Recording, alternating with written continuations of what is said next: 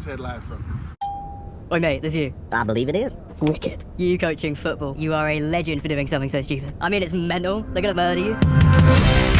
This is a bit of news from the other side of the Atlantic. AFC Richmond announced the hiring of their new manager, American football coach Ted Lasso. You're an American who's now in charge of a football club, despite possessing very little knowledge of the game. Oh! I know that AFC Richmond is going to give you everything they got, win or lose. Or tie. Right, y'all do ties here. You see that? He must be from England, yeah? Wales. Is that another country? Yes and no. How many countries are in this country? 4. Like it or not, Richmond are changing the way we do things. And from now on, that way is the Lasso way. Hey, look, this car's got an invisible steering wheel. What you're doing is irresponsible. This club actually means something to this town. You don't think I see that every day out there on the streets? Are you kidding me? I think that's what it's all about. Embracing change. Same thing! Being brave. Your decision to bench Jamie was a masterstroke. I don't think we're allowed to talk like that at work anymore. You got no fear of the underdog. For me, success is not about the wins and losses. It's about helping these young fellas be the best versions of themselves on and off the field.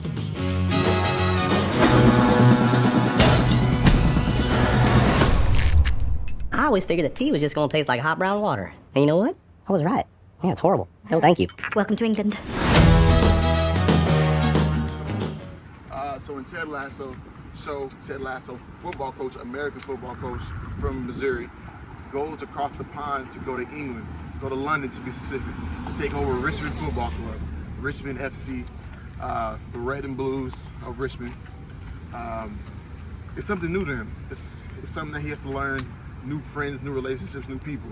You get to meet the owner, you get to meet also the janitor at the time, who becomes somebody big in the story, who I'll be talking about in this piece that I'm doing today, whose name is Nathan Shelley. Nathan Shelley goes through a lot of things. Some of the things that he goes through, he looks for gratification from his parents. So that's the first thing I want to touch on, gratification in Ted Lasso. He doesn't really have a good relationship with his parents. Nathan Shelley, he's always looking for his dad to be in his life. You know, he's there. He doesn't really show him what he thinks that a dad should be. His mom, she's more there for him, but he still wants more from them so they can always be with him. He then becomes the head manager or head coach of West Ham United, which is also in London. And this brings across my second point, which is conflict theory. He wanted to be the head coach at Richmond. In football or soccer, there are tactics or everything. So at first, like I said, he was a janitor at Richmond FC. He was the one that was doing the tactics and more for Richmond to help them win games. The first season, he was doing the tactics. They then get relegated to the Championship, which is the second division of football or soccer in England. They get relegated. They get brought back up to the Premier League, which is the top league in the world of soccer and football. They then qualify for the Champions League, which is the greatest competition in world football. They qualify for that, but he isn't happy because he's not the one that's getting the praise for it. It's Ted Lasso. So the conflict theory is him battling against Ted for not being able to be the one that's on top, to be able to the one that's showing that he's actually the one putting in work. Along with this conflict theory, like I said before, it incites to go to West Ham. His move to West Ham, it starts off lovely. It goes great for him. It goes great. It goes great. It goes great. But then he realizes it's not the job for him because he misses what he had back at Richmond FC. Family was there, life was there, his friends were there, everything was there that he loved.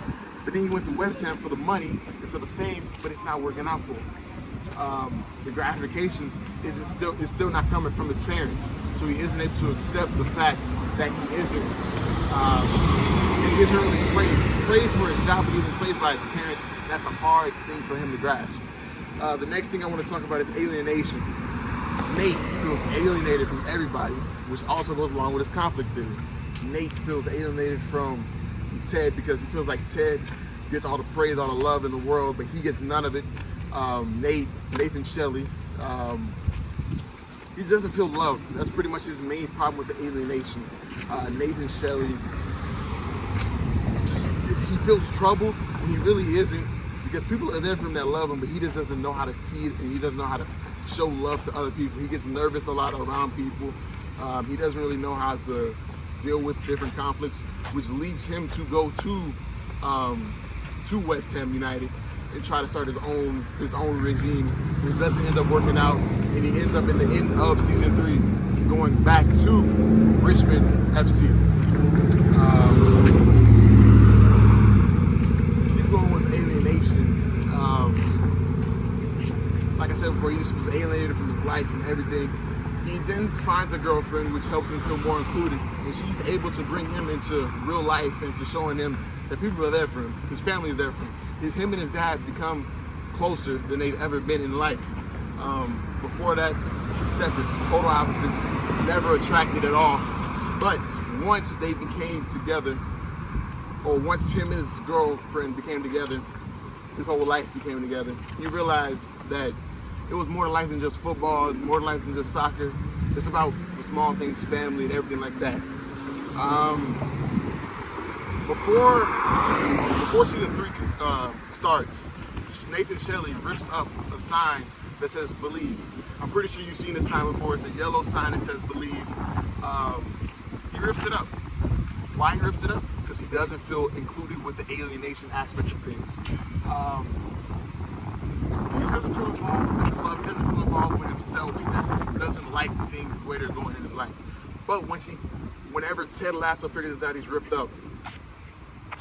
He doesn't put it back together. His team does. The team that supports him in everything that he does puts it back together, because that's showing unity, and that sign that shows belief is a sign of togetherness. It brings a relationship. It brings a relationship together that nobody else could. So for my last point, I'm bringing across Anomi. See, the football club, most football clubs in the world, they're not run by women. They're not run by single women or anything like that. But this Richmond Football Club is the highest points of sports. But she is. She has a love for biscuits, cookies, whatever you want to call it. If you're from England, you're going to call it a biscuit. From here, you're going to call it a cookie. She loves them, and it brings across a strong relationship between her and Ted Lasso, because he used to bring him in every day. She didn't really like Ted at first. She was looking to set him up all the time. But they gained a trust and relationship between each other because of the biscuits and the cookies that he would bring in every day, and they were able to talk about different things in life and so many different things that was going on with her divorce, which allowed her to become the head of the football club. She also expressed herself more to those inside of the club, like players. She ended up having a relationship with one of the players, but it allowed us to see how her day-to-day was and seeing how a woman was as an owner of a football club, which you don't really see in sports. Women owning clubs, normally if they do own a club, it's because their husband has passed away. But she was the outright owner of a club. They tried to get her to sell it. She didn't sell it.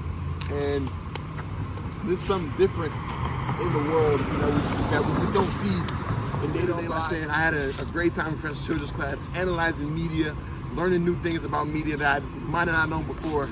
Thank you, French Children's, and I hope you have a great summer.